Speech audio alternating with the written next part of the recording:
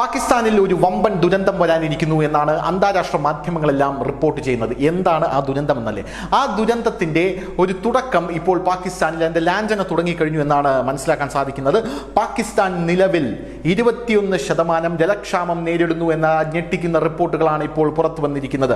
പഞ്ചാബ് സിന്ധ് പ്രവിശ്യകളിലെ ജലസേചനം പൂർണ്ണമായും നമ്മുടെ സിന്ധു നദിയെ ആ സംവിധാനത്തെ ആശ്രയിച്ചിരിക്കുന്നു. ഈ സംവിധാനത്തിന് ഝലം, ചെനാബ്, സിന്ധു എന്നിവിടങ്ങളിൽ നിന്നുള്ള വെള്ളം ലഭിക്കുന്നു. പാകിസ്ഥാനിലെ സിന്ധു നദീതട അതോറിറ്റിയുടെ ഏറ്റവും പുതിയ കണക്കുകൾ കാണിക്കുന്നത് രാജ്യത്ത് 21% ജലക്ഷാമം തുടങ്ങി എന്ന് തന്നെയാണ്.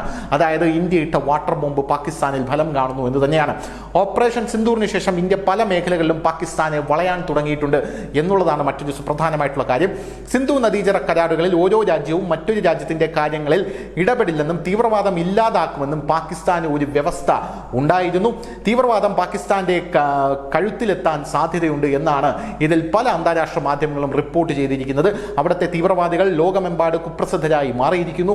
അതുകൊണ്ടാണ് ഇന്ത്യ സിന്ധു നദീജല കരാറിലെ വെള്ളം നിർത്തിയത്. അതുകൊണ്ടാണ് ഇപ്പോൾ വരൾച്ചയ്ക്ക് സമാനമായ സാഹചര്യം പാകിസ്ഥാൻ നേരിടുന്നത്. അതുകൊണ്ടാണ് പാകിസ്ഥാൻ അത്തരം പാർശ്വഫലങ്ങൾ നേരിടാൻ സാധ്യതയുള്ളത്. പാകിസ്ഥാൻ സിന്ധു നദി അതോറിറ്റിയുടെ ഏറ്റവും പുതിയ കണക്കുകൾ കാണിക്കുന്നത് രാജ്യത്ത് നിലവിൽ 21% ജലക്ഷാമം ഉണ്ട് എന്ന് തന്നെയാണ്.